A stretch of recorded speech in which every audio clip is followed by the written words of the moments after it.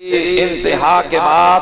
اور قتل حسین اصل میں مرگ یزید ہے، قتل حسین اصل میں مرگ یزید ہے۔ اسلام زندہ ہوتا ہے ہر کربلا کے بعد، اسلام زندہ ہوتا ہے ہر کربلا کے بعد، اور ہر دور میں اٹھتے ہیں یزیدی فتنے، ہر دور میں اٹھتے ہیں یزیدی فتنے، ہر دور میں شبیر جنم لیتے ہیں۔ اور اس قوم کو بیدار تو ہو لینے دو، اس قوم کو بیدار تو ہو لینے دو۔ ہر شخص کہے گا کہ ہمارے ہیں حسین، ہر شخص کہے گا کہ ہمارے ہیں حسین۔ حضرات، میں نے قرآن عظیم کی آیت مودت و محبت کو اپنا موضوع سخن بنایا ہے۔ میں اس کے تعلق سے کچھ عرض کرنے کی کوشش کروں گا، اور جیسے جیسے مجھے میسج دیا گیا ہے، گوش گزار کیا گیا ہے، بتایا گیا ہے، ہمارے محبین نے کچھ عرض کیا ہے، تو انشاءاللہ میں اس آیت کے تعلق سے عرض کرتے ہوئے کربلا تک پہنچوں گا، اور اس کے بعد مختصر سا مابعد کربلا بھی میں آپ کے سامنے پیش کروں گا۔ بس آپ سے تمنا اور آرزو اور آپ سے التماس اتنی ہے کہ آپ محبت کے ساتھ، بالجمعی کے ساتھ میری گفتگو کو سماعت کرتے رہیں۔ حضرات، آقا کریم صلی اللہ تعالیٰ علیہ وسلم اس دنیا میں تشریف لائے، ابھی آپ دنیا میں تشریف نہیں لائے ہیں کہ آپ کے والد گرامی حضرت عبداللہ کا سایہ آپ کے سر سے اٹھا لیا گیا ہے۔ حضرات، آپ اس دنیا میں تشریف لے آئے، آپ نے قدم رنجہ فرمایا، اور پوری دنیا آپ کی نکھت سے معمور ہو گئی۔ تو ابھی آپ کی عمر شریف 6 سال کی ہوئی ہے کہ آپ کی والدہ حضرت آمنہ کا بھی وصال ہو جاتا ہے۔ اب آپ کی پرورش اور آپ کی کفالت آپ کے دادا حضرت عبد المطلب کرتے ہیں۔ ان کی عمر شریف یعنی سرکار کی عمر شریف ابھی 8 سال کی ہوتی ہے کہ حضرت عبد المطلب بھی اب اس دنیا سے جانے والے ہیں۔ یہاں تک کہ حضرت گرامی جب حضرت عبد المطلب کا وصال ہونے والا تھا، انہوں نے اپنے سارے بیٹوں کو جمع کیا اور مجتمع کرنے کے بعد ارشاد فرمایا تھا، سرکار کو اجازت دی تھی اور اجازت عام دی تھی کہ اے میرے بیٹے محمد، تمہاری نگاہوں کے سامنے تمہارے سارے چچا کھڑے ہیں، تم جس کی گود میں چاہو، جسے اپنانا چاہو جا سکتے ہو۔ حضرات، آپ کی نگاہوں کے سامنے حضرت امیر حمزہ بھی کھڑے ہوئے ہیں، حضرت عباد بھی کھڑے ہوئے ہیں، ابو لہب بھی کھڑا ہوا ہے، آپ کے سارے چچا کھڑے ہوئے ہیں۔ حضرت عبد المطلب نے کہا ہے، اے میرے بیٹے محمد، تم جس چچا کی گود میں جانا چاہو جا سکتے ہو، تمہارے لیے اجازت عام ہے۔ اب آپ کی نگاہوں کے سامنے جو آپ کے چچاؤں میں مالدار تھے وہ بھی تھے، جو آپ کے چچاؤں میں طاقتور تھے وہ بھی نگاہوں کے سامنے تھے، مگر مصطفیٰ جان رحمت اپنے کسی امیر چچا کے پاس میں نہیں جاتے ہیں، بلکہ سب سے نہتے اور غریب اور ادنیٰ چچا حضرت ابو طالب کے پاس میں جاتے ہیں۔ اب جناب ابو طالب کے پاس میں گئے، میں نے عالم تصور میں عرض کی، یا رسول اللہ، آپ کی نگاہوں کے سامنے حارث بھی تو موجود تھے، آپ کی نگاہوں کے سامنے امیر حمزہ بھی تو موجود تھے، آپ کی نگاہوں کے سامنے ابو لہب بھی تو موجود تھا، آپ کی نگاہوں کے سامنے حضرت عباس بھی تو تھے، تو سرکار آپ نے اور چچاؤں کو کیوں نہیں اپنایا؟ آپ اور چچاؤں کے دامن میں کیوں نہیں گئے؟ یا آپ نے اپنے دامن سے اور چچاؤں کو وابستہ کیوں نہیں کیا؟ تو جب یہ سوال کیا جاتا ہے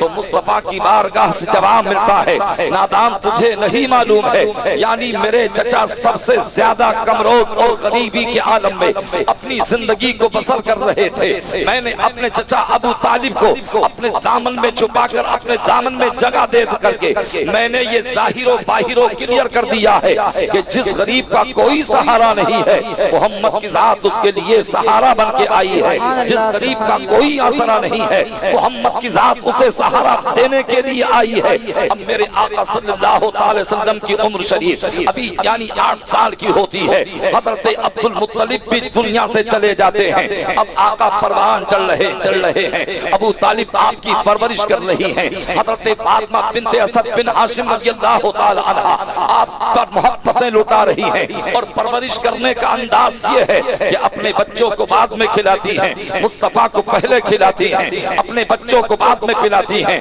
مصطفیٰ کو پہلے پلاتی کھلاتی ہیں۔ یہ تمام کام مصطفیٰ کے ساتھ میں اپنے بچوں سے پہلے کیے جا رہے ہیں، مصطفیٰ کو پہلے کھلایا جا رہا ہے، مصطفیٰ کو پہلے سلایا جا رہا ہے، مصطفیٰ کو پہلے پلایا جا رہا ہے، یعنی محبتوں کی انتہا کر دی ہے حضرت فاطمہ بنت ہاشم اور بنت اسد بن ہاشم رضی اللہ تعالی عنہ نے، جو حضرت علی مرتضیٰ کی والدہ ہیں، جو ام علی مرتضیٰ ہیں۔ اب سرکار پروان چڑھتے چلے جا رہے ہیں، میرے آقا کی عمر شریف 25 سال کی ہوتی ہے، حضرت خدیجہ الکبریٰ سے آپ کا نکاح ہوتا ہے، سرکار پروان چڑھتے چلے جا رہے ہیں۔ جب میرے آقا کی عمر شریف 40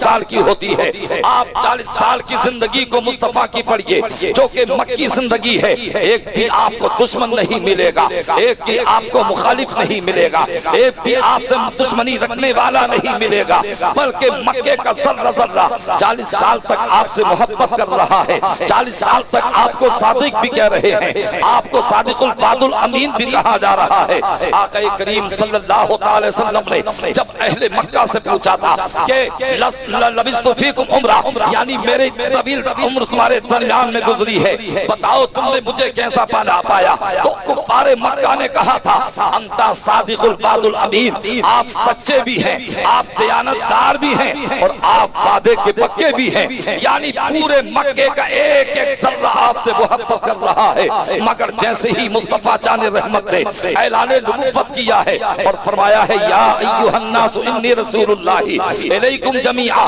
قولوا لا الہ الا اللہ تفلحوا، اے لوگوں میں تم سب کی طرف اللہ کا رسول بن کے آیا ہو، تم میرا کلمہ پڑھ لو، میرے دامن سے وابستہ ہو جاؤ تو تم فلاح و کامیاب ہو جاؤ گے، تم فلاح پالو گے، تم جو ہے کامران ہو جاؤ گے۔ اب جیسے ہی اعلان نبوت کیا ہے، ابو جہل بھی دشمن بن جاتا ہے، ابو لہب بھی دشمن بن جاتا ہے، ابو سفیان بھی دشمن بن جاتے ہیں، یعنی کفار مکہ اب آپ کو آپ کے مخالف بن جاتے ہیں۔ اب آپ کو سحر زدہ بھی کہا جا رہا ہے، آپ کو مجنون بھی کہا جا رہا ہے، آپ کو دیوانہ بھی کہا جا رہا ہے، آپ کے راستے میں کانٹے بھی بچھائے جا رہے ہیں، آپ کی مقدس گردن پر اونٹ کی اوجڑی کو بھی رکھا جا رہا ہے، آپ کو شیاب ابی طالب میں محصور بھی کیا جا رہا ہے۔ جب مصطفیٰ جان رحمت ان تمام ظلموں کو برداشت کر کے اپنی زندگی گزار رہے ہیں، اعلان نبوت کا 1 سال گزرتا ہے، 2 سال گزرتے ہیں، یہاں تک کہ مسلسل و متواتر جب 13 سال مکمل ہو جاتے ہیں، اللہ رب العزت نے حضرت جبریل امی کو بھیجا، اے محبوب اب آپ کو ہجرت کر جانا ہے، اب مکے کو چھوڑنا ہے، اب آپ کو مدینے کو جانا ہے۔ مکے کے لوگ آپ کو مجنون کہہ رہے تھے، مکے کے لوگ آپ کو دیوانہ کہہ رہے تھے، مکے کے لوگ آپ کو پاگل کہہ رہے تھے، مگر رب کی رحمت اعلان کر رہی تھی انظر کیف ضربوا لک الامثال، اے محبوب دیکھو یہ تمہاری کیسی کیسی مثالیں لاتے ہیں، کبھی تمہیں یہ پاگل کہتے ہیں، کبھی یہ تمہیں دیوانہ کہتے ہیں، کبھی تمہیں یہ مجنون کہتے ہیں، فضلوا مگر یہ گمراہ ہو گئے، ولا یستطیعون سبیلا اب یہ راستے پر پلٹ کے آنے والے نہیں ہیں۔ آخرکار مصطفیٰ ہجرت کرتے ہیں، اب جیسے ہی مدینہ طیبہ میں پہنچتے ہیں، ابو بکر مدینے میں پہنچے ہیں، عثمان غنی مدینے میں پہنچے ہیں، وہ فاروق اعظم مدینے میں پہنچے ہیں، بلال حبشی مدینے میں پہنچے ہیں، حضرت علی مرتضیٰ مدینے میں پہنچے ہیں۔ یہ مہاجرین ہجرت کر کے مدینہ شریف کی سرزمین پر جا رہے تھے، مگر بحر انصار مدینہ تمہاری محبت کو سلام، تمہارے درد دل کو سلام، تمہارے سوز جگر کو سلام۔ تمام انصار مدینہ نے محبت کا پیغام دیا تھا اور دنیا والوں کو یہ بتایا تھا، اے دنیا والوں اگر تم کامل مومن بننا چاہتے ہو، اگر مصطفیٰ کے سچے غلام بننا چاہتے ہو تو مصطفیٰ سے محبت کرنے والے بن جاؤ، محبت سے قربت کرنے والے بن جاؤ۔ ہر صحابی رسول جو کہ انصاری صحابی تھے عرض کرتے ہیں یا رسول اللہ آپ میرے گھر میں قیام فرمائیے، آپ میرے گھر میں قیام فرمائیے، مگر مصطفیٰ جان رحمت نے ارشاد فرمایا کہ ہم یہ فیصلہ اپنی اونٹنی پر چھوڑتے ہیں، میری اونٹنی جس کے دروازے کے سامنے بیٹھے گی ہمارا قیام اسی کے گھر میں ہوگا، مہمان نوازی کا شبر شرف اسی کو حاصل ہوگا ہماری خدمت کرنے کا، جو کہ جس کے گھر میں ہم قیام کریں گے۔ اب اونٹنی کو چھوڑ دیا جاتا ہے، حضرت ابو ایوب انصاری کے دروازے کے سامنے وہ اونٹنی بیٹھ جاتی ہے۔ اب جیسے ہی وہ اونٹنی بیٹھی ہے سامان اتار دیا جاتا ہے، مصطفیٰ حضرت ابو ایوب انصاری کے گھر میں آرام کر رہے ہیں۔ اب انصار بھی آ رہے ہیں، اب مہاجرین بھی آ رہے ہیں، مصطفیٰ سے محبت کرنے والے آ رہے ہیں، مصطفیٰ سے لگاؤ رکھنے والے آ رہے ہیں، مصطفیٰ پر فدا ہونے والے آ رہے ہیں۔ اب انصار مدینہ نے دیکھا تو سب آپس میں ایک متفق علیہ فیصلہ کرتے ہیں کہ ہم دیکھ رہے ہیں مصطفیٰ کے اخراجات بہت زیادہ ہے، مصطفیٰ کی آمدنی بہت قلیل ہے۔ اب انصار مدینہ ایک فیصلہ کرتے ہیں کہ چلو ہم ہدیہ لے کر کے نبی کی بارگاہ میں پیش کر دیتے ہیں۔ اب یہ انصار مدینہ اپنے اپنے گھروں میں گئے ہیں، کوئی سونا لے کر کے آ رہا ہے، کوئی چاندی لے کر کے آ رہا ہے، کوئی درہم و دینار لے کر کے آ رہا ہے، جسے جو حاصل ہوا ہے وہ اپنے گھروں سے لے کر کے آ رہا ہے۔ اب یہ انصار مدینہ ایک جگہ ہوتے ہیں اور یکجا اکٹھا کرنے کے بعد اس مال کو یکجا کرنے کے بعد اب اجتماعی شکل اختیار کرتے ہیں اور مصطفیٰ کی بارگاہ کی طرف چل دیے ہیں۔ مصطفیٰ کی بارگاہ میں پہنچے، عرض کرتے ہیں یا رسول اللہ آپ کے یہ غلام نذرانہ لے کر کے آئے ہیں، اے آقا یہ ہدیہ لے کر کے آئے ہیں، اے اللہ کے رسول اگر ہمیں قرآن ملا ہے تو آپ کے ذریعے سے ملا ہے، اگر رحمان ملا ہے تو آپ کے ذریعے سے ملا ہے، اگر ایمان ملا ہے تو آپ کے ذریعے سے ملا ہے، اگر شریعت ملی ہے تو آپ سے ملی ہے، اگر طریقت ملی ہے تو آپ سے ملی ہے، اگر معرفت ملی ہے تو آپ سے ملی ہے، اگر حقیقت ملی ہے تو یا رسول اللہ آپ سے ملی ہے۔ آقا یہ غلام مال لے کر کے آئے ہیں، ہدیہ لے کر کے آئے ہیں، اسے قبول کر لیجئے۔ یہ گفتگو ہو ہی رہی تھی کہ اتنے میں جبریل امی آئے اور آنے کے بعد عرض کرتے ہیں قُلْ لَا أَسْأَلُكُمْ عَلَيْهِ أَجْرًا إِلَّا الْمَوَدَّةَ فِي الْقُرْبَى۔ اے محبوب آپ اعلان فرما دیجئے کہ اے لوگوں میں نے جو تمہیں ایمان کی دولت عطا کی ہے، میں نے راہ مستقیم کا مسافر بنایا ہے، میں نے تمہیں معبودان باطل کے آگے سے اٹھا کر اے خدا کی بارگاہ میں جھکا دیا ہے اور میں نے ایمان کی دولت عطا فرمائی ہے۔ میں اس پر تم سے کچھ اجرت نہیں چاہتا مگر میں یہ چاہتا ہوں کہ تم میرے اہل بیت سے محبت کرو، تم میرے قرابت داروں سے محبت کرو۔ حضرات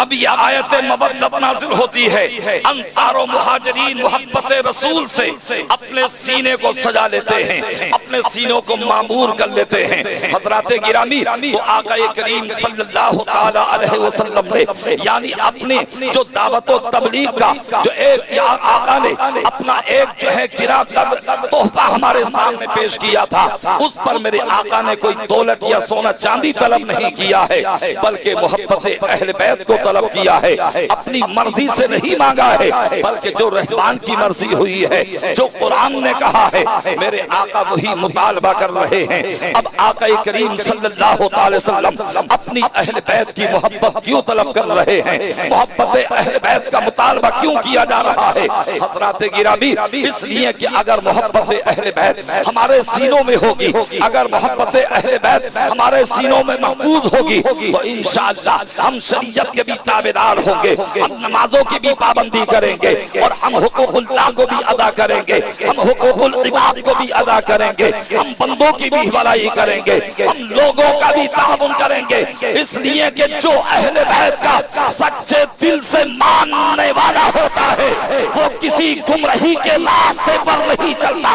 اگر وہ چلتا ہے تو شریعت کے راستے پر چلتا ہے، اگر وہ چلتا ہے تو قرآن کے راستے پر چلتا ہے۔ حضرات اب آقا کریم صلی اللہ علیہ وسلم اپنے اپنے نواسے حسین رضی اللہ تعالی عنہ سے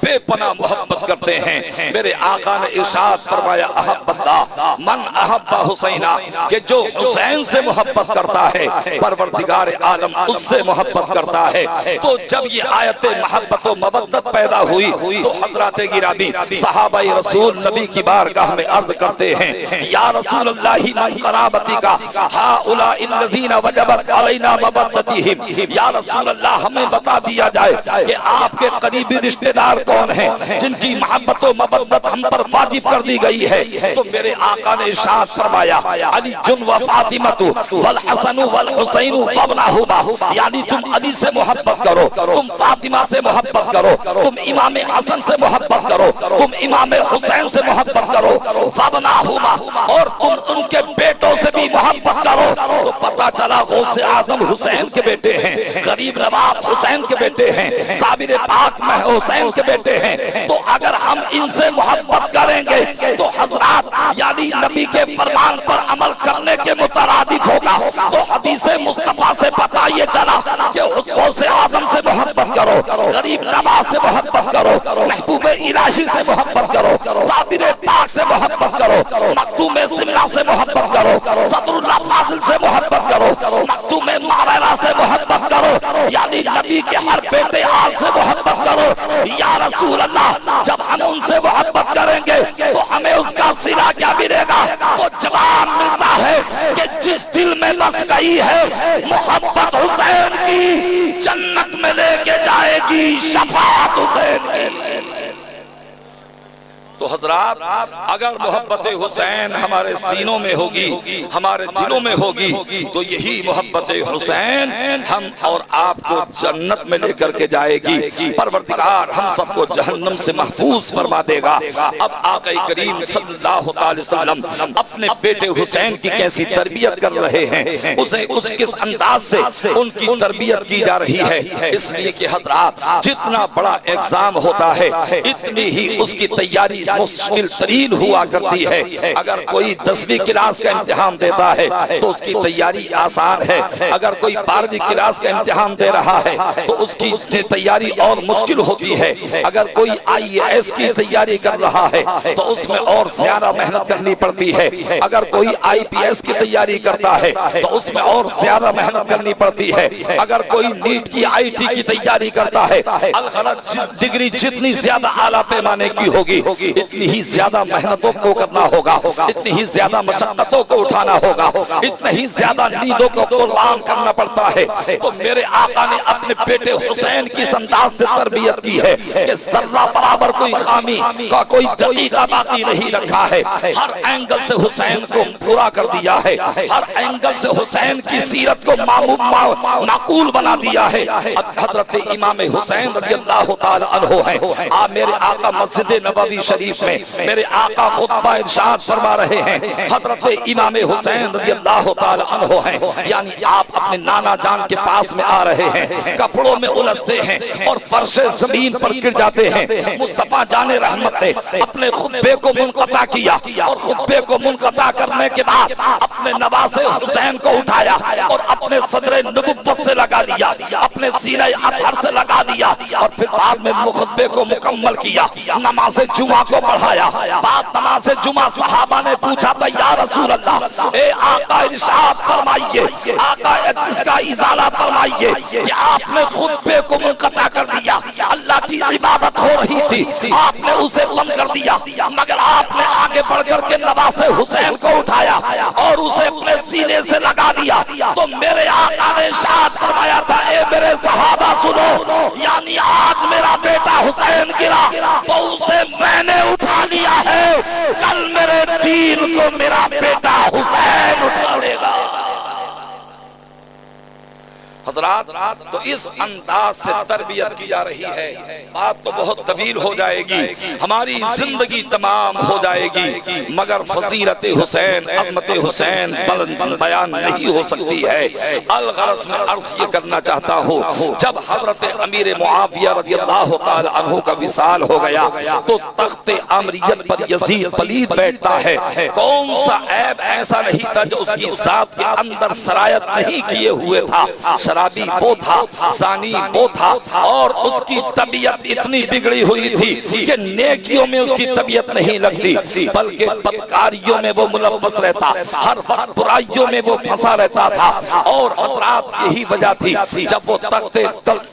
سلطنت پر بیٹھتا ہے تو سب سے پہلے اس نے خطوط جاری کیے اور پورے عرب کے اندر اپنے خطوط کو اس نے بھیجا، مگر سب سے پہلے جو خط بھیجا تھا وہ مدینہ طیبہ کی سرزمین پر بھیجا تھا اور نام صد کر کے بھیجا تھا، یعنی حسین ابن علی اور حضرت عبداللہ ابن عمر، حضرت عبداللہ بن زبیر اور حضرت عبد الرحمن بن ابی بکر، یعنی ان 4 صحابہ کے نام ایسے تھے۔ یزید نے لکھا تھا مروان کو جو گورنر مدینہ تھا، یعنی ولید کو لکھا تھا جو کہ گورنر مدینہ تھا، مگر کہیں نہ کہیں اس کے دل میں اہل بیت کی محبت تھی۔ اب جیسے ہی ولید کو اس نے خط لکھا ہے کہ اہل مدینہ سے میری بیعت لی جائے اور ان 4 لوگوں کو بلا کر کے بہت عجلت کے ساتھ میں میری بیعت لی جائے، اگر یہ میری بیعت کر لیتے ہیں تو فبیہا، ورنہ ان کی گردنوں کو ان کے تن سے جدا کر دیا جائے، یعنی کوئی اس میں جو ہے ان کے ساتھ میں نرمی کا برتاؤ نہیں ہونا چاہیے۔ اب وہ خط آتا ہے گورنر مدینہ کے پاس،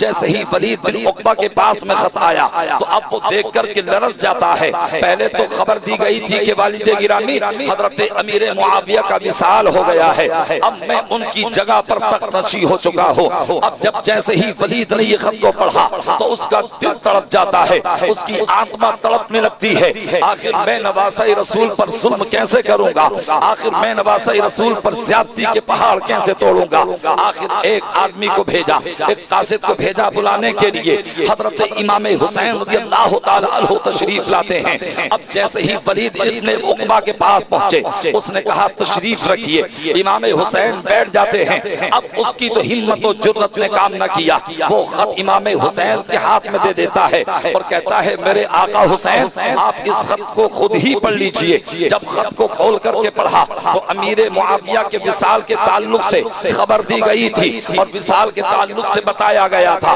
مگر اسی کے ساتھ میں یہ بھی لکھا گیا تھا کہ جیسے ہی یہ 4 لوگ آپ کے سامنے آئے اور نام ذات کر کے لکھا تھا کہ ان 4 سے میری بیعت زبردستی لی جائے، اگر یہ بیعت نہیں کرتے ہیں تو انہیں قتل کر دیا جائے۔ اس وقت تک اہل مدینہ کو یہ علم نہیں تھا کہ حضرت امیر معاویہ کا وصال ہو چکا ہے۔ جب حضرت امام حسین نے دیکھا تو آپ نے ارشاد فرمایا تھا کہ یزید شرابی ہے، کبابی ہے، وہ کون سے عیب ہیں جو اس کی ذات میں نہیں پائے جاتے، اور میں ایسے فاسق و فاجر کے ہاتھ میں اپنا ہاتھ کیسے دے سکتا ہوں، اس لیے کہ اگر کوئی عام ہاتھ ہوتا تو ہو سکتا تھا دیا جا سکتا تھا، مگر یہ کوئی عام ہاتھ نہیں تھا، یہ حسین کا ہاتھ نہیں تھا بلکہ یہ تو مصطفیٰ کا ہاتھ تھا، یہ تو شریعت کا ہاتھ تھا، یہ تو دین حق کا ہاتھ تھا، اس ہاتھ کو کسی ناپاک ہاتھ میں کیسے دیا جا سکتا تھا۔ حضرت امام حسین نے فرمایا ٹھیک ہے میں اس پر غور کر کے بتاؤں گا۔ اب جیسے ہی آپ 10 قدم گورنر ہاؤس سے نکلے ہیں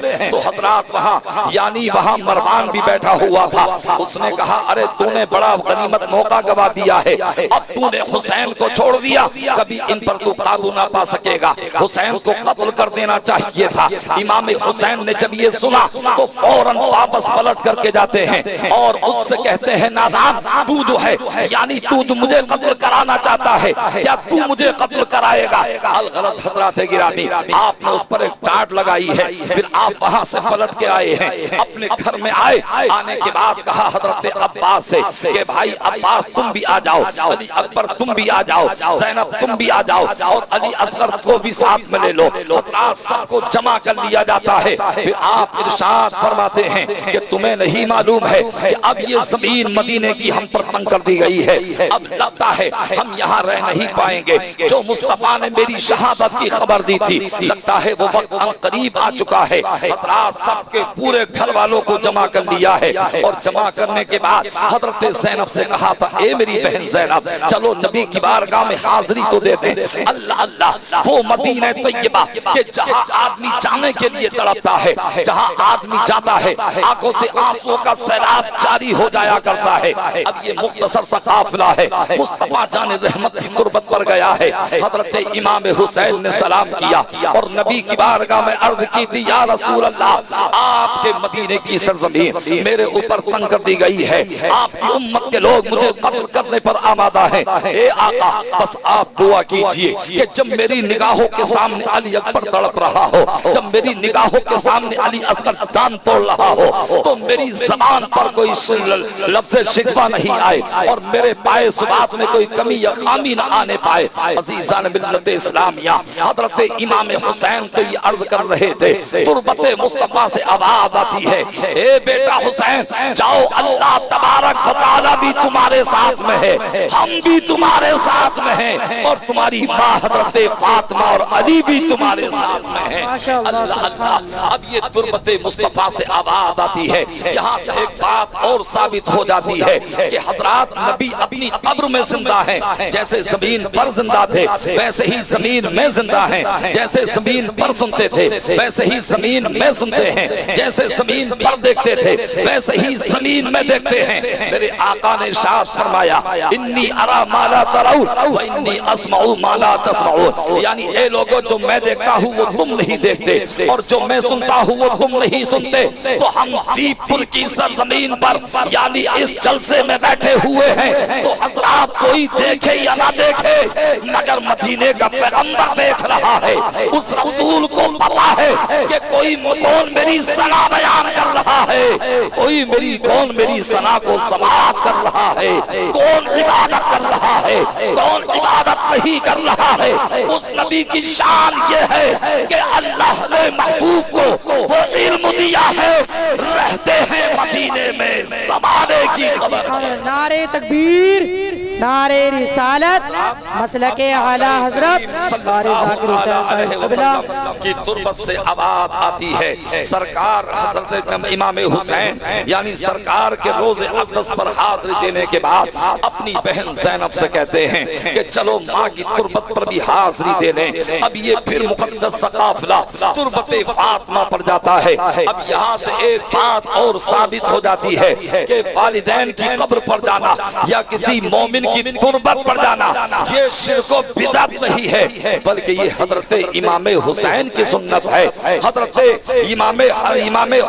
عباس کی سنت ہے۔ عزیزان ملت اسلامیہ، پھر یہ وہاں جاتے ہیں، سلام کرتے ہیں، وہاں سے جواب ملتا ہے۔ اب پھر آپ پلٹ کے گھر میں آتے ہیں، گھر میں آئے پورا رخت سفر تیار ہو چکا تھا، اب مدینے کے لوگ آرام و راحت کی نیند سو رہے تھے مگر یہ نبی کا نواسا یعنی مدینے سے ہجرت کرنے کی تیاری میں مصروف تھا۔ آپ ذرا غور کیجئے، آپ کے گاؤں دیپ پور سے اگر کوئی عمرہ کرنے کے لیے جاتا ہے یا کوئی حج کرنے کے لیے جاتا ہے تو حضرات 8 دن کے لیے مدینہ جاتا ہے، 15 دن کے لیے مدینہ جاتا ہے، 20 دن کے لیے مدینہ جاتا ہے، 25 دن کے لیے مدینہ جاتا ہے۔ مگر پوچھو ان حج کرنے والوں سے، پوچھو ان عمرہ کرنے والوں سے، تو جب ان سے پوچھا جاتا ہے تو حجاز کرام بتاتے ہیں کہ جب مدینہ طیبہ سے چلتے ہیں تو آنکھوں سے آنسوں کا سیلاب جاری ہو جاتا ہے۔ جیسے ہی محلل اعلان کرتا ہے، گورنمنٹ کا آدمی اعلان کرتا ہے کہ فلا فلا جگہ کے لوگوں اور فلا فلا تاریخ میں آنے والوں تمہارا فرق مکمل ہو چکا ہے،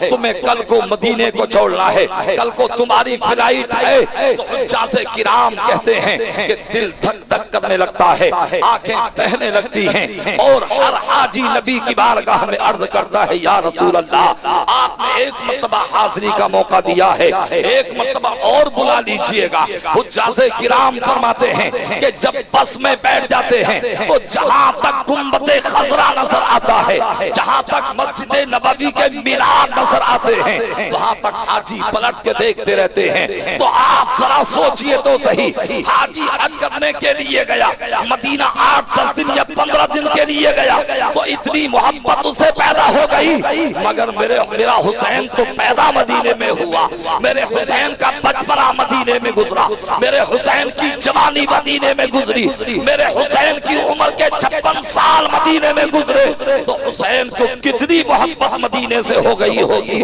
کتنا پیار اپنے نانا سے ہوگا، کتنی محبت اپنے نانا کے مدینے سے ہوگی۔ تو پتہ یہ چلا کہ حسین نے سب کچھ گوارا کیا ہے مگر پرچم اسلام جھک جائے یہ حسین نے گوارا نہیں کیا۔ سبحان اللہ ماشاء اللہ۔ اب یہاں وہ ہجرت جو سرکار نے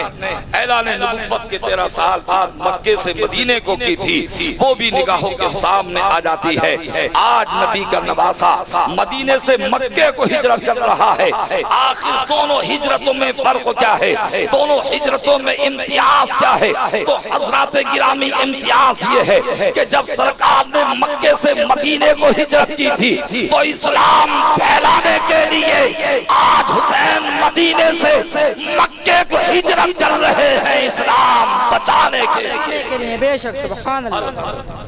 سبحان اللہ۔ حضرت امام حسین آپ کے آبان و انصار مدینہ شریف سے آپ ہجرت کرتے ہیں، مکہ شریف میں پہنچتے ہیں، اور وہاں پہنچنے کے بعد یعنی آپ 1-2 مہینہ تک رہے اور 8 ذی الحجہ کو آپ نے وہاں سے نعرہ تکبیر، نعرہ رسالت، مسلک اعلی حضرت مفتی سرفراز حسین صاحب قبلہ، مفتی سرفراز حسین صاحب قبلہ، نعرہ تکبیر، نعرہ رسالت۔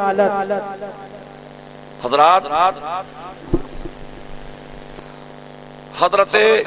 امام حسین رضی اللہ تعالی عنہ 8 ذی الحجہ شریف کو آپ وہاں سے رستے سفر باندھ رہے ہیں۔ اکابر صحابہ، اجلہ صحابہ امام حسین کی بارگاہ میں عرض کرتے ہیں، حسین آپ کوفے کو مت جائیے، یہ بڑے بے وفا لوگ ہیں، یہ کبھی کسی کے ساتھ میں وفائی نہیں کرتے، انہوں نے آپ کے والد حضرت علی کو بھی شہید کیا، آپ کے بھائی حسن کی شہادت میں بھی انہی کا ہاتھ تھا، اور یہ کمی آپ کے ساتھ میں بھی نہیں چھوڑیں گے۔ مگر حسین کو تو وہ وعدہ یاد آ رہا تھا جو بچپنے میں امام حسین کی شہادت کی خبر مصطفیٰ جان رحمت نے یعنی مشتہر فرما دی تھی۔ الغرض آپ وہاں سے چلتے ہیں اور 2 محرم الحرام کو آپ یعنی آپ نینوا کی سرزمین پر پہنچتے ہیں، کربلا کی سرزمین پر پہنچتے ہیں۔ وہاں پہنچنے کے بعد حضرت امام حسین نے علی اکبر سے کہا تھا، بیٹا اس جگہ کا پتہ کرو، اس جگہ کا نام کیا ہے؟ کہا اس جگہ کا نام کربلا ہے، اسے نینوا کی سرزمین کہا جاتا ہے۔ امام حسین نے فرمایا اب کجاوے یہی لگا لو، اپنے خیموں کو یہی گاڑ دو، اپنی سواریوں کو یہی روک لو، اور اب یہی ہمیں قیام کرنا ہے۔ یہی وہ جگہ ہے جہاں مصطفیٰ جان رحمت نے میری شہادت کی خبر دی تھی، یعنی جس جگہ کے بعد تعلق سے کہا تھا کہ میرے بیٹے حسین کو اس جگہ پر قتل کیا جائے گا، تو یہ وہی جگہ آ گئی ہے۔ اب حضرات گرامی خیمے گاڑ دی گئے ہیں، کجاووں کو اتار لیا گیا ہے، اونٹوں کو باندھ دیا گیا ہے۔ حضرت امام حسین رضی اللہ تعالی عنہ ہیں، آپ کے آبان و انصار ہیں، یہاں تک کہ حر آتے ہیں جو کہ 1000 فوج کا دستہ لے کر کے آتے ہیں۔ اب جیسے ہی حر آیا، حر نے آپ کو اپنی حراست میں لیا۔ امام حسین رضی اللہ تعالی عنہ نے اس سے بات چیت کی، آخرکار بات چیت ہوتی رہی۔ نماز ظہر کا وقت آیا، امام حسین نے فرمایا حر ذرا یہ بتا کہ نماز میری خدا میں ادا کرے گا یا اپنی نماز الگ پڑھے گا؟ اب حضرت حر جانتے تھے کہ جب امام براحت موجود ہے تو الگ نماز پڑھنے کا مطلب ہی اور معنی ہی نہیں ہے۔ الغرض آپ عرض کرتے ہیں کہ آقا حسین میں آپ کی اقتداء میں نماز ادا کروں گا۔ نماز ظہر ادا کی جاتی ہے، نماز ظہر حضرت حر انہی کی اقتداء میں نماز ادا کرتے ہیں۔ بات طویل ہوتی رہی، بات بڑھتی چلی گئی، یہاں تک کہ 7 محرم الحرام آ جاتی ہے۔ ادھر عبید اللہ ابن زیاد کو کوئی خبر نہیں ملی تھی، اس نے ابن سعد کو 4000 فوج کا دستہ لے کر کے بھیجا کہ جاؤ کوئی خبر نہیں لگی ہے، ابھی حر لوٹ کر کے نہیں آیا ہے، حسین کہاں تک پہنچے ہیں کوئی خبر نہیں ملی ہے۔ اب جب یہ 4000 فوج کا دستہ لے کر کے آیا، حضرات 7 محرم کو پہنچا اور اس سے کہا گیا تھا کہ فیصلہ صرف 2 ہی باتوں میں ختم کرنا ہے، یا تو وہ یزید کی بیعت کر لیں یا پھر جنگ لڑنے کے لیے تیار ہو جائیں۔ ابن سعد نے کہا حسین ہم مزید بات کرنا نہیں چاہتے، آپ یا تو یزید کی بیعت کر لیں یا آپ لڑنے اور مرنے کے لیے تیار ہو جائیں۔ آخرکار 7 محرم الحرام کو دانا بند کر دیا جاتا ہے، آپ پر پانی بند کر دیا جاتا ہے۔ بات پڑتی رہی، یہ اللہ والے عبادت کرتے رہے۔ جب شب عاشورہ آتی ہے، اب پھر ابن سعد نے کہا حسین اب وقت ختم ہو چکا ہے، اب مزید مہلت نہیں دی جائے گی، اب آپ یا تو یزید کی بیعت کر لیجئے یا آپ لڑنے کے لیے تیار ہو جائیے۔ امام حسین نے فرمایا تھا ہمیں تو ایک رات عبادت کرنے کی مہلت اور دے دے، اب مہلت دے دی جاتی ہے۔ حضرت امام حسین اپنے گھر والوں سے کہتے ہیں، اپنے آبان و انصار سے کہتے ہیں کہ اس رات کو دو حصوں میں تقسیم کر لو، ایک حصے میں اللہ کی عبادت کرو اور ایک حصے میں قرآن پاک کی تلاوت کرو۔ اب نماز بھی پڑھی جا رہی ہے، آدھی رات کے بعد تلاوت قرآن بھی کی جا رہی ہے، ادھر شرابیں پی جا رہی تھی مگر ادھر اللہ کی عبادت کی جا رہی تھی، ادھر جو ہے بدکاریوں میں لوگ مصروف تھے مگر ادھر کلام اللہ کی تلاوت کی جا رہی تھی۔ الغرض جیسے ہی صبح ہوتی ہے ابن سعد نے پھر اعلان کیا حسین اب سورت طلوع ہو چکا ہے، اب جو ہے تاخیر کی مزید گنجائش نہیں ہے، اب یا تو آپ یزید کی بیعت کیجئے یا آپ لڑنے مرنے کے لیے تیار ہو جائیے۔ حضرت امام حسین علی اکبر سے کہتے ہیں اے میرے بیٹے میرے لال ذرا جاؤ میدان کارزار کا جائزہ تو لو۔ اب حضرت علی اکبر جاتے ہیں، جانے کے بعد پورے میدان کا جائزہ لیتے ہیں تو کیا دیکھتے ہیں کہ ایک خاتون ایک دوشیزہ اپنے چہرے پر نقاب ڈالے ہوئے ہے مگر میدان سے کنکریوں کو چن رہی ہے، کنکریوں کو بین رہی ہے اور اپنے آنچل میں جمع کر رہی ہے۔ آئے حضرت امام حسین نے پوچھا بیٹا بتاؤ تم کیا دیکھ کر کے آئے ہو؟ عرض کرتے ہیں ابا جان میں نے دیکھا کہ ایک خاتون چہرے پر نقاب ڈالے ہوئے ہیں مگر وہ یعنی کنکریوں کو چن رہی ہے، وہ کنکریوں کو گن رہی ہے اور اٹھا کر کے اپنے چانگ اپنے آنچل میں رکھ رہی ہے۔ تو حضرات امام حسین نے فرمایا تھا اے میرے بیٹے حسین وہ کوئی اور نہیں بلکہ میری ماں حضرت فاطمہ ہے جو میدان سے کنکریوں کو اٹھا رہی تھی کہ کہیں ایسا نہ ہو کہ میرا بیٹا جام شہادت نوش کر کے جب وہ زمین پر آئے تو میرے بیٹے کو یہ کنکریاں نہ چبھنے پائے۔ اللہ اللہ ہر ماں کو اپنے بیٹے کا درد و احساس ہوتا ہے۔ اب حضرات گرامی پھر ادھر سے اعلان کیا جاتا ہے، مقابلے کے لیے دعوت دی جاتی ہے مگر حضرت امام حسین رضی اللہ تعالی عنہ اتمام حجت کے لیے ارشاد فرماتے ہیں اے یزیدیوں ذرا یہ بتاؤ کیا تم نے کبھی میری نماز کو چھوٹتے ہوئے دیکھا؟ یزیدیوں نے کہا نہیں۔ حضرت امام حسین نے فرمایا کیا تم نے کبھی مجھے شراب پیتے ہوئے دیکھا؟ یزیدیوں نے کہا نہیں۔ حضرت امام حسین نے فرمایا کیا تم نے کبھی امانت میں خیانت کرتے ہوئے دیکھا؟ یزیدیوں نے کہا نہیں۔ پھر حضرت امام حسین نے فرمایا کیا تم نے کبھی مجھے بدکاری کرتے ہوئے دیکھا؟ یزیدیوں نے کہا نہیں۔ تو حضرت امام حسین نے فرمایا جب تم نے کبھی میری نماز کو بھی قضا نہیں دیکھا، جب کبھی بدکاری میں بھی مجھے نہیں دیکھا، جب تم نے کبھی مجھے اللہ کی نافرمانی کرتے ہوئے نہیں دیکھا، کسی کی دل آزاری کرتے ہوئے نہیں دیکھا، کبھی امانت میں خیانت کرتے ہوئے نہیں دیکھا، تو تم کیوں گلشن اسلام کو اجاڑنے کے چکر میں ہو؟ تم کیوں فاطمہ کی چادر تطہیر کو پھاڑنے کے چکر میں ہو؟ کیوں تم جناب زینب کے وقار کو مجروح کرنے کے چکر میں ہو؟ حضرت امام حسین اتمام حجت کے لیے عرض کر ہی رہے تھے اور ارشاد فرما ہی رہے تھے کہ پھر ابن سعد نے کہا حسین اب مزید اتمام حجت کی ضرورت نہیں، بہت کلام و گفتگو ہو چکا، اب یا تو لڑنے کے لیے تیار ہو جائیے یا یزید کی بیعت کر لیجئے۔ حضرت مسلم ابن عوف جاتے ہیں، یہ حضرت امام حسین کے غلام ہیں، آنے کے بعد عرض کرتے ہیں آقا ہم نے رات میں آپ سے وعدہ کیا تھا کہ ہم آپ کے پسینے کی جگہ ہم اپنے لہو کو بہا دیں گے مگر آپ پر آنچ نہیں آنے دیں گے، ہم اپنی شمع کو بجھنے سے پہلے ہم اپنی جان کو پروانہ وار نثار کر دیں گے۔ حسین آپ کو جانے کی ضرورت نہیں ہے۔ اب حضرت مسلم ابن عوف آتے ہیں، حضرت امام حسین سے اجازت دیتے ہیں اور میدان کارزار میں نکل جاتے ہیں۔ جیسے ہی میدان کارزار میں پہنچے ہیں یزیدیوں سے تقابل شروع ہو جاتا ہے، یزیدیوں سے تصادم شروع ہو جاتا ہے۔ آپ جدھر کو رک کر لیتے ہیں یعنی ان کی کاٹ کرتے چلے جاتے ہیں، گاجر اور مولی کی طرح سے یزیدیوں کو کاٹا جا رہا ہے۔ اس لیے یہ کسی اور شیر کی فوج کا سپاہی نہیں تھا بلکہ یہ اللہ کے شیر حضرت علی کے بیٹے حضرت امام حسین کی فوج کا سپاہی تھا۔ حضرت مسلم ابن عوف ہیں لڑتے چلے جا رہے ہیں، یزیدیوں میں کھلبلی مچ جاتی ہے، یزیدی پریشان ہو چکے ہیں اور یہ اعلان کیا جا رہا ہے ارے تم یہ کیا کر رہے ہو؟ 3 دن سے یہ بھوکے اور پیاسے ہیں، اگر تم ایک ایک ایک کر کے حملہ کرو گے تو تم انہیں نہیں مار سکو گے، چاروں طرف سے حملہ کرو۔ حملہ کیا جاتا ہے۔ اب حضرت مسلم ابن عوف جا کے یعنی زخم کاری آپ کو لگتا ہے، آپ زمین پر آتے ہیں، آپ نے اپنے آقا حسین کو آواز دی، آقا حسین ادرکنی، آپ میری مدد کیجئے، آپ میری فریاد کو سنیے۔ حضرت امام حسین حضرت مسلم ابن عوف جا کو اٹھا کر کے لاتے ہیں اور اپنے خیمے میں لا کر کے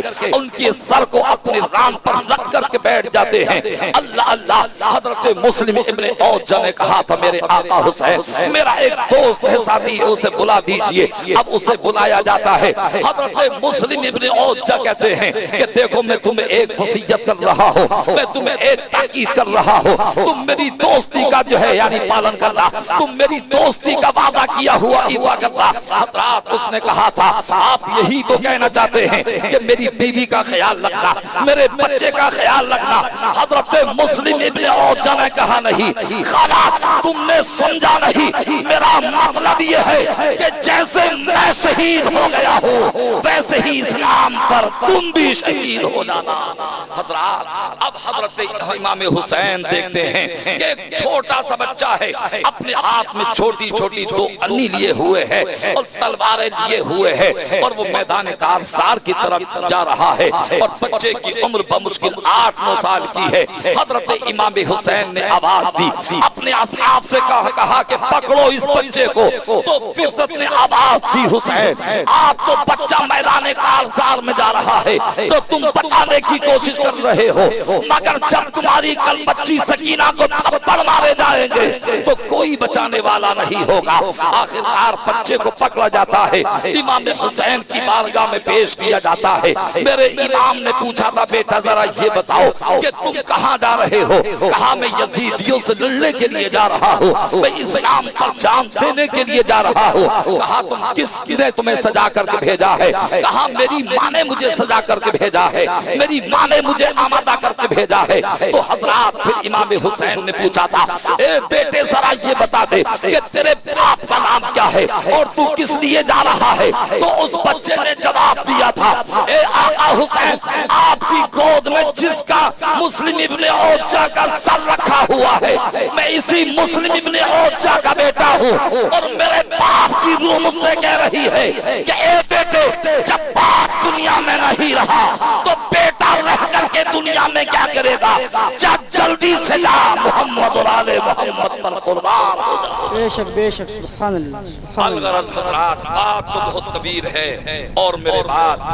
آپ کو بہت ہی مدلل و مفصل و متحقق خطاب حضرت علامہ مفتی سرفراز حسین صاحب قبلہ منظری کا سماعت کرنا ہے۔ حضرت پوری شان خطابت اور علمی جلالت کے ساتھ تشریف فرما ہے۔ بس میں اپنی بات کو سمیٹوں اس لیے کہ مجھے آپ کے چہروں پر بھی ترس آ رہا ہے، کیونکہ آپ جو ہے کچھ تو جو ہے مسروراً سن رہے ہیں اور کچھ جو ہے مجبوراً سن رہے ہیں۔ اللہ تعالی ہمارے حال زار پر رحم فرمائے۔ جب دین کی بات آتی ہے نیند بھی آتی ہے، سستی بھی آتی ہے، تھکان بھی محسوس ہوتی ہے اور دن بھر ڈھول بجاتے رہیں گے تو کوئی تھکاوٹ کا احساس نہیں، لہو و لعب میں لگے رہیں گے کوئی احساس نہیں ہوتا۔ بہرحال پروردگار کرم فرمانے والا ہے، ایک مرتبہ محبت سے بولیں یا حسین۔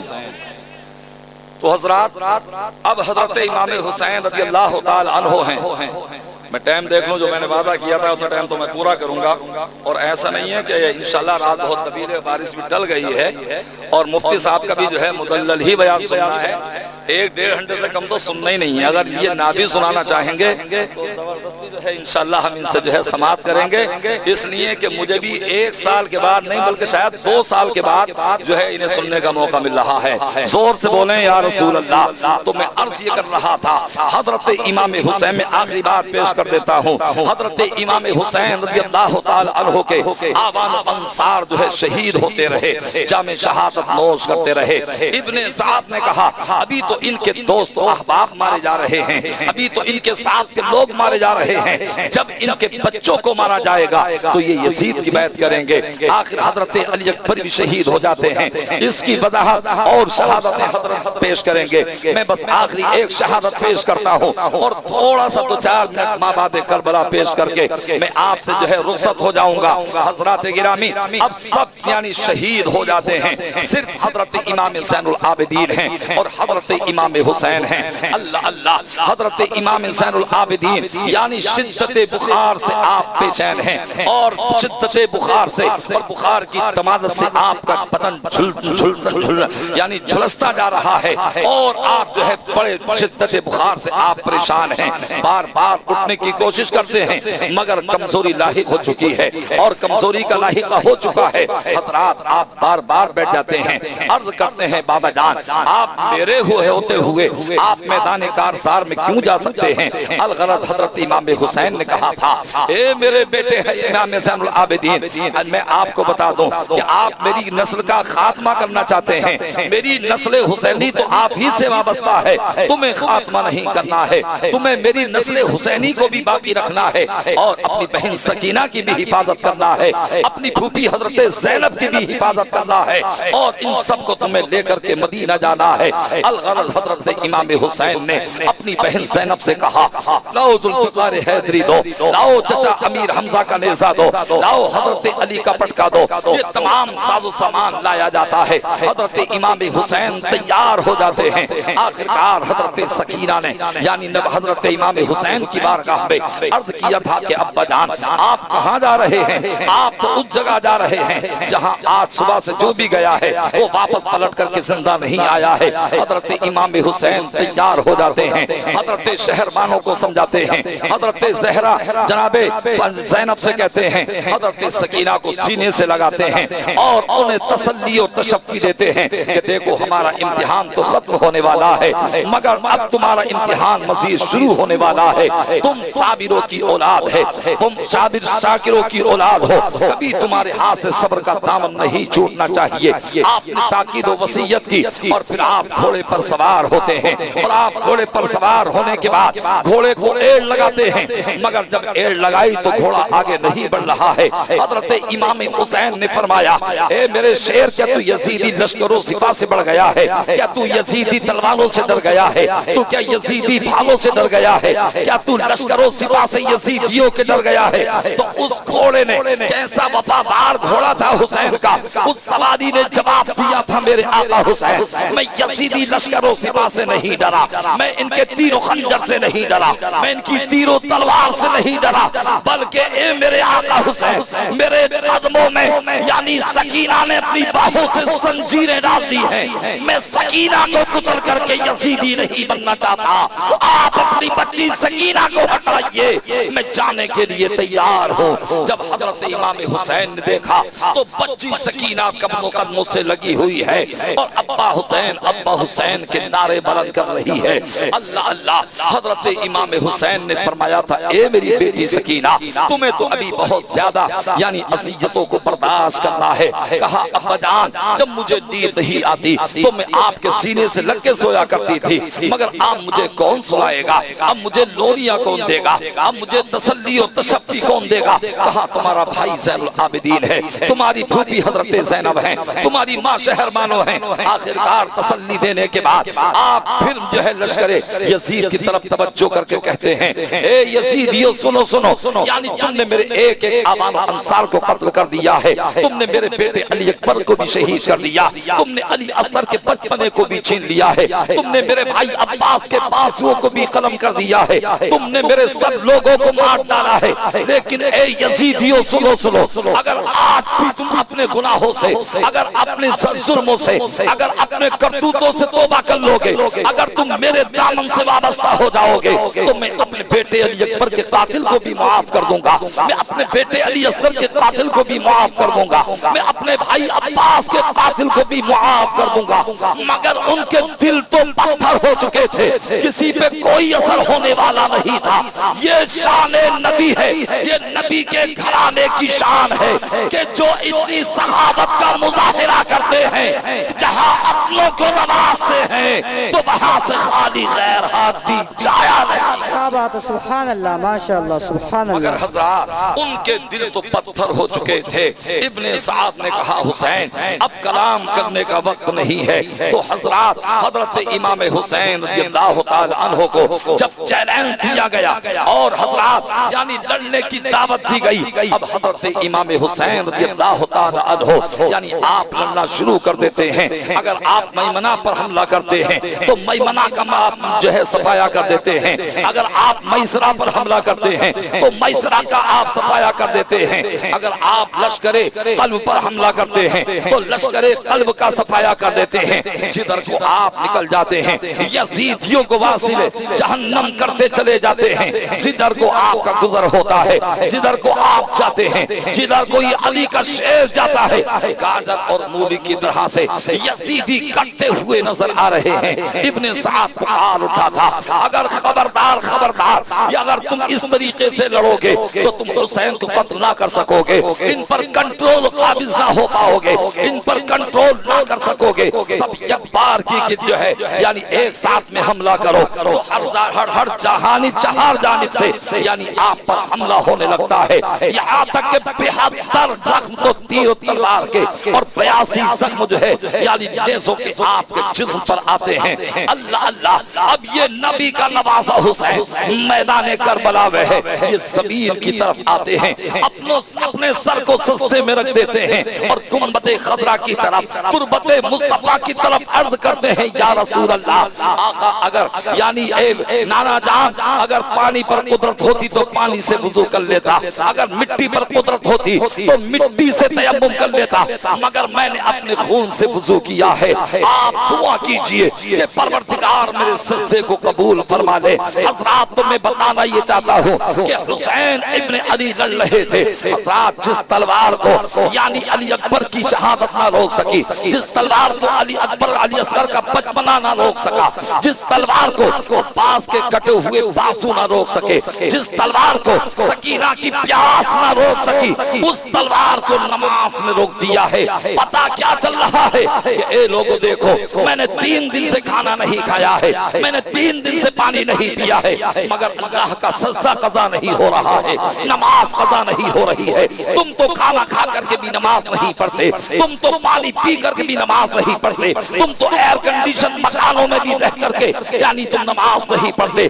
تم عیش و عشرت کے ساتھ میں رہ کر بھی اپنی نماز کو قضا کر دیتے ہو. یہ طریقہ حسین نہیں ہے. کھانا ملے یا نہ ملے, زندگی رہے یا نہ رہے, مگر خدا کی عبادت نہیں چھوٹنی چاہیے. الغرض جب تک حسین کا سر نہیں کٹا تھا, ابن سعد نے کہا حسین زندہ, خولی نے کہا حسین زندہ, اور شمر لعی نے کہا حسین زندہ, حر نے کہا حسین زندہ, علی اکبر نے کہا حسین زندہ, علی اصغر نے کہا حسین زندہ, جناب زینب نے کہا حسین زندہ, حضرت سکینہ نے کہا حسین زندہ, میدان کربلا کے ایک ایک ذرے نے کہا حسین زندہ, شام کی چاندنی نے کہا حسین زندہ, سورج کی روشنی نے کہا حسین زندہ, آبشار کے نغموں نے کہا کہ حسین زندہ, کہکشاں کی انجمن نے کہا کہ حسین زندہ, کلیوں کی چٹک نے کہا کہ حسین زندہ, پھولوں کی مہک نے کہا کہ حسین زندہ, آبشار کے نغموں نے کہا کہ حسین زندہ, جنت کی بہاروں نے کہا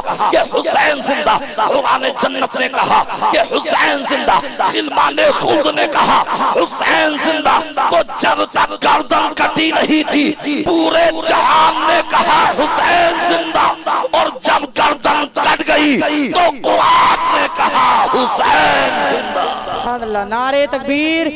نعرہ رسالت, مسلک اعلی حضرت. آخری بات پیش کرتا ہوں, آپ جو ہے سماعت کیجئے گا. حضرات میں آپ سے پوچھنا چاہتا ہوں, کتنے ہزار پر مشتمل تھا یزیدیوں کا لشکر؟ 22,000. عام طور سے سبھی جانتے ہیں اور سنتے ہیں, تو اس میں سے کٹ کتنے گئے تھے؟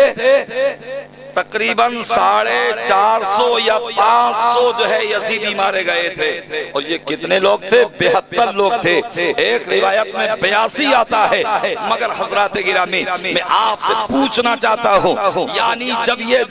کربلا سے یزیدی لشکر لوٹ کر کے گیا دمشق کو, تو حضرات 21,500 تقریباً یہ لوٹ کر کے گئے تھے. مگر آج میڈیا کا دور ہے, آج جو دور ہے یعنی آج ٹیکنالوجی کا دور ہے, ہے، آج جو ہے ریسرچ کرنے کا دور ہے، آج تحقیق کرنے کا دور ہے۔ آپ یوٹیوب کے ذریعے یا آپ فیس بک کے ذریعے یا آپ گوگل کے ذریعے یا آپ کتب بینی کے ذریعے یا کسی بھی تحقیق کے ذریعے اگر آپ پتہ لگانا چاہیں کہ یزید کی آج قبر کہاں ہے تو آپ کو پتہ نہیں چلے گا، نہ آپ کو یزید کی قبر کا پتہ چلے گا، نہ آپ کو ابن زیاد کی قبر کا پتہ چلے گا، نہ آپ کو ابن سعد کی قبر کا پتہ چلے گا، نہ آپ کو خولی کی قبر کا پتہ چلے گا، نہ حضرات گرامی کسی اور یزیدی کی قبر کا پتہ چلے گا۔ یعنی آپ تاریخ کو پڑھئے تو آپ کو نہ کسی کے حسب کا پتہ چلے گا، نہ کسی کے نسب کا پتہ چلے گا، نہ کسی قبر کا پتہ چلے گا، مگر کربلا کی سرزمین سے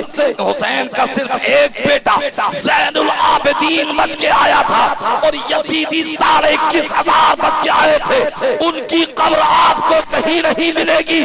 مگر آج دنیا کا کوئی ملک ایسا نہیں ہے کہ جس ملک میں حسین کا بیٹا نہ رہتا ہو۔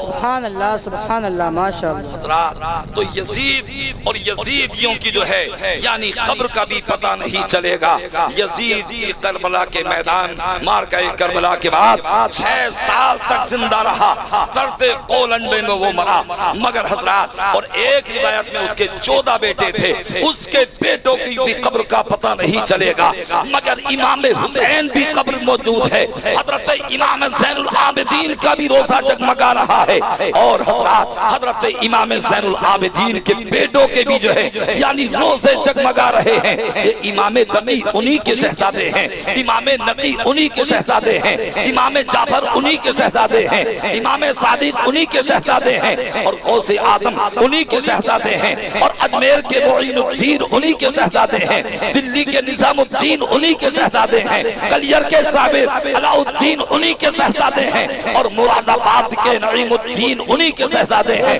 مخدوم سمنہ انہی کے شہزادے ہیں، مخدوم مغیرہ انہی کے شہزادے ہیں، مخدوم مسعودی انہی کے شہزادے ہیں اور مخدوم کالپی شریف انہی کے شہزادے ہیں۔ تو پتا چلا کہ حسین کا نام بھی زندہ ہے اور حسین کا خاندان بھی موجود ہے۔ ماشاءاللہ ماشاءاللہ سبحان اللہ۔ قتل حسین اصل میں مرگ یزید ہے، اسلام زندہ ہوتا ہے۔ ہر کربلا کے بعد دور حیات آئے گا، قاتل قضا کے بعد ہے ابتدا ہماری تیری انتہا کے بعد۔ استغفر اللہ ربی من کل ذنب واتوب الیہ۔ میرے ساتھ میں کلمہ پڑھیے لا الہ